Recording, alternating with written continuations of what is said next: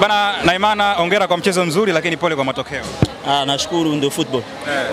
Ilikuwa ngumu kiasi gani kufanya save ngumu kama zile lakini pia kuweza kuruhusu bao 3 kwenye mchezo kama wa leo? Kisaikolojia nilikuwa nimejiandaa, tunajua ubora wa Yanga, tunajua ni timu nzuri. Nilikuwa najua kinachotokea tu. Kama itatokea kweli tutashambuliwa, na kama kipa nia yangu ni kuokoa.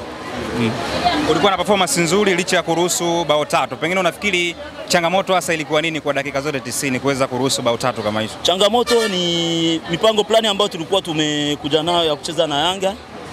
Tumecheza dakika 30 vizuri, lakini ikaonekana tumepotea kwenye plan game yetu. Ndio kitu ambacho kimetuma Yanga inatuadhibu, kwa sababu ukicheza na timu kama Yanga inakuforce, inakupress. Kwa hiyo ule utulivu tumepoteza utulivu.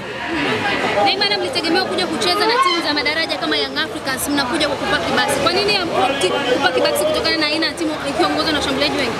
Hamna, nia na mazumuni yenu haikuwa kupaki basi, kwa sababu ukiona ligi saa hizi kila mtu anahitaji pointi. Kila mtu anahitaji pointi, ni plan game yetu ambayo tulikuwa tumepanga. Yanga wameweza kutusoma vizuri na ndio maana imetokea hivyo. Sio eti tumekuja kunia kupaki basi, hapana. Wewe unacheza eneo la goalkeeper na goalkeeper ndo anayeona timu kwa mbele. Unahisi wapi timu yenu ilikuwa inavuja sana kaza kuruhusu magoli yote matatu?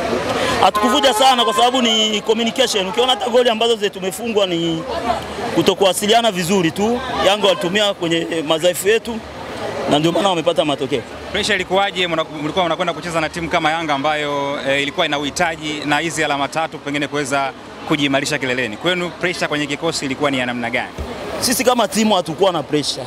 Ukiona gisi mpira umeanza, tactics tulikuwa bora zaidi. Kitu ambacho tulikuwa tuna mix ni kipindi tunapokonya mpira na tunataka kushambulia. Tumepoteza pasi nyingi sana. Ni kitu ambacho kimetokea kwenye mchezo wa leo na ndio maana Yanga imetumia, tumepoteza mchezo. Na Mungu, mmepanda shuka sana kwenye ligi msimu. Mmesali michezo miwili. Tuambie namna ambavyo mnaenda kujipanga kwa ajili ya michezo miwili kutamatisha ligi kwa msimu huu. Tumebakiza game 2 nyumbani. Malengo ni kushinda. Tulikuwa na game 3 zote tulikuwa tumeweka mpango. Kama hivi tulikuwa na game karibuni 4 hatujapoteza mechi.